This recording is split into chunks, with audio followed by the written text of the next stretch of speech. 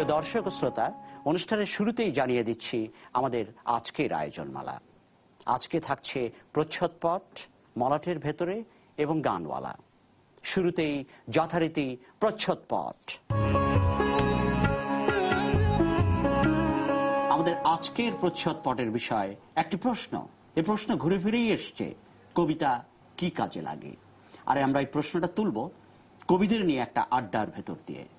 আজ আমার সঙ্গে যারা রয়েছেন তারা এ সময়ের কবি এবং অত্যন্ত নবীন কবি যারা লিখছেন এবং আমাদের কবিতার যে প্রথা, প্রচল এবং প্রতিষ্ঠানকেও চ্যালেঞ্জ করে চলেছেন। আমার ডান পাশে রয়েছেন আফরোজা সোমা এবং মাহমুদ শাওন, আর আমার বাঁ পাশে রয়েছে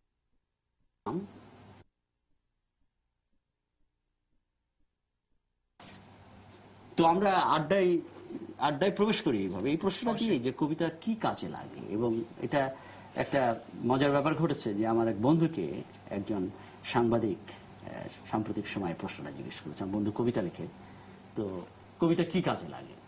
তো সে উত্তর দিয়েছে, আচ্ছা ভাত খেতে কি কাজে লাগে, বা প্রাতকৃত্য স্বার্থে ওখানে কি কাজ হয়, এগুলো দিয়ে খুব চমৎকার করে একটা উত্তর দিয়েছেন। তো আমরা এই প্রশ্নটা নিয়ে কিছু কথা বলি নাকি?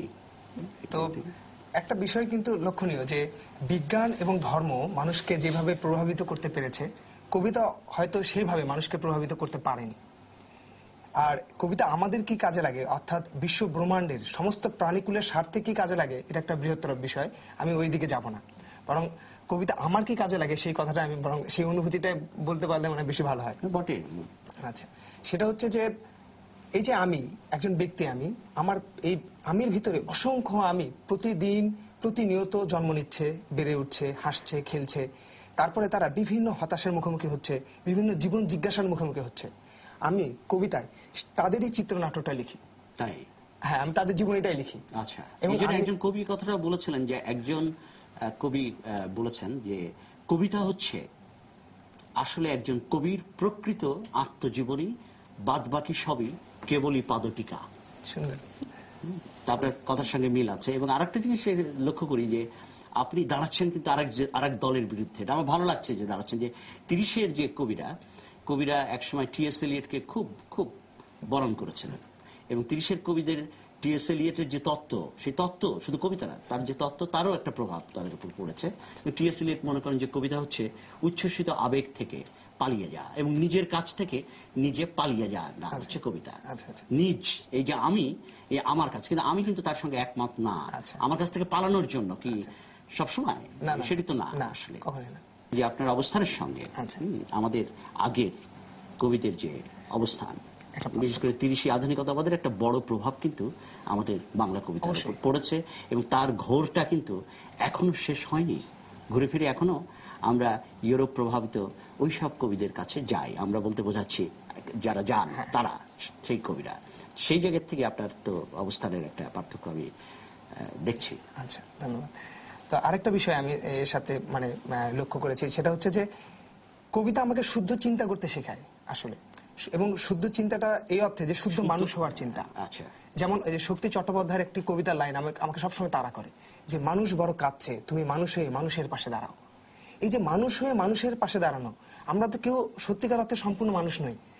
মানে এটা যখন ভাবি যে সমাজে বাস করছি, সেই সমাজও তো আমাদেরকে সম্পূর্ণ মানুষ হতে দেয়, এবং মানুষ কখনোই তো সম্পূর্ণ না।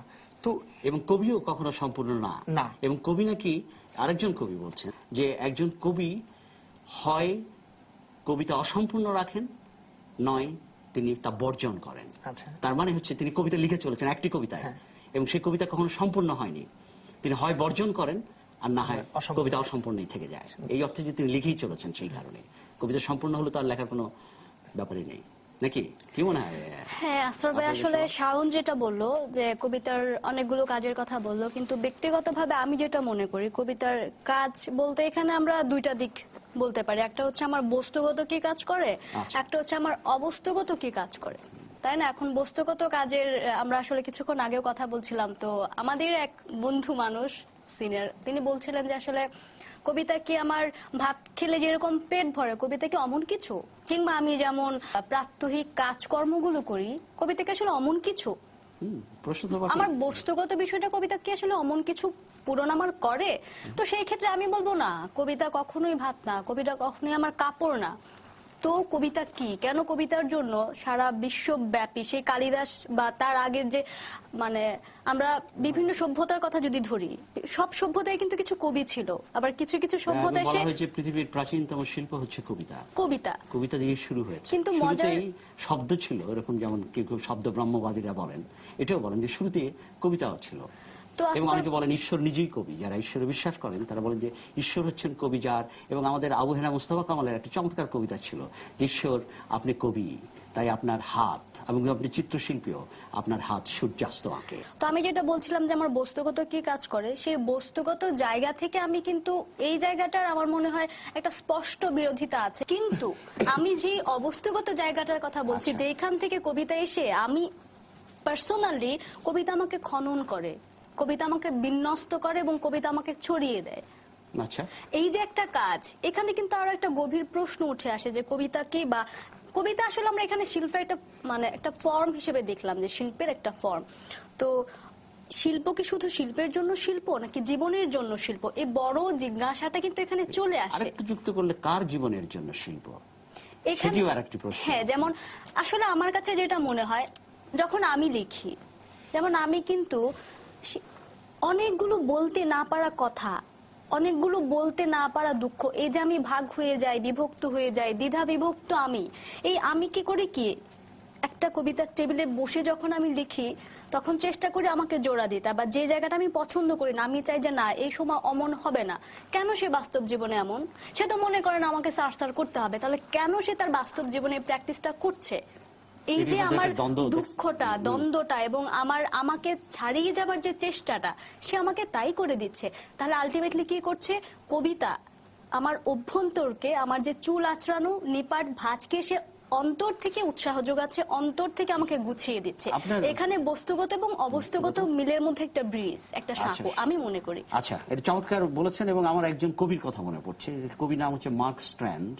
তার একটা কবিতার নামই হচ্ছে ইটিং পোয়েট্রি। তিনি বাংলা করলে এরকম দাঁড়ায়, আমি বড় সুখে আছি কেননা আমি কবিতা খাচ্ছি। সুন্দর বলেছেন এবং তিনি। কবিতা খাওয়া এটি কিন্তু যারা খেতে পায় না তাদের কাছে হয়তো এই কথাটা কতটা আবেদনময় হয়ে উঠতে পারে সেটি নিয়েও একটা জিজ্ঞাসা থাকে। যাই জন্য আপনি বলেছেন চমৎকার করে যে জীবনের জন্য কবিতা, এবং কার জীবন, সেটি আরেকটি প্রশ্ন তো বটেই। আপনার কি মনে হয়, একটু আমি এদিকে যাই।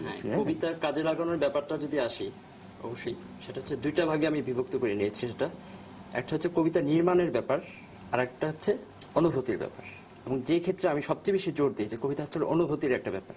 অনুভূতি, শুধু অনুভূতি দিয়ে কি কবিতা তৈরি করা সম্ভব? এখানে আমি বলছি যে কবিতা নির্মাণের যে ব্যাপারটা, সেটা কবি নিজস্ব হইতে পারে। এখানে সে কবিতা একজন কর্মী অথবা সে একজন ভাস্কর হইতে পারে, যে সে তার কবিতা শরীরটাকে নির্মাণ করছে, কিন্তু যখন সেটা প্রাণ আসবে, সেটা অনুভূতিটাই তাকে প্রাণটা দিচ্ছে, এবং সেটা কিন্তু আমাদের কাজে লাগছে। আচ্ছা, এই অনুভূতির ব্যাপারে আরেকজন কবি, আপনার মতো আরেকজন কবি কথাটা বলেছে যে কবিতা কখন হয়? কবিতা তখন হয় যখন একটি অনুভূতি তার চিন্তাকে খুঁজে পায়, এবং যখন সেই চিন্তা শব্দকে খুঁজে পায়, তখন কবিতা হয়।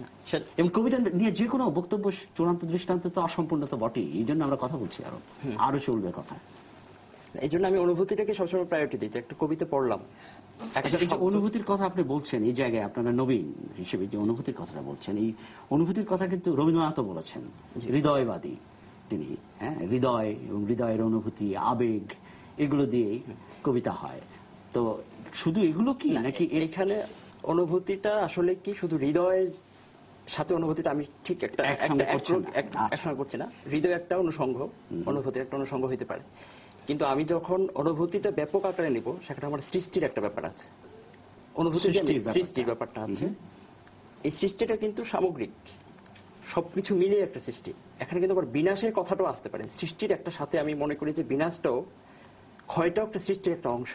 আচ্ছা, কিন্তু বিনাশের কথাটা করে স্পেসিফিকলি আমি বলবো, তখন সেটা আমার নিজের ব্যক্তিক দায়। আচ্ছা, আর যখন সৃষ্টির কথা বলবো, সেটা সামগ্রিক দায়। আচ্ছা, আমি এই জন্য কবিতা লিখছি, কবিতাটা এই জন্য আমার কাজে লাগছে, আমি সৃষ্টি করতে পারছি। আমি ওখানে অনুভূতিটা এমন ভাবে কাজে লাগাতে পারছি যেটা আমার কাজে লাগছে, আমার স্বপ্নের কাজে লাগছে, আমি যা বাস্তবে যেটা সেটা কাজে লাগছে, অথবা বাস্তবে যেটা না ওটারও কাজে লাগছে। আমি ঠিক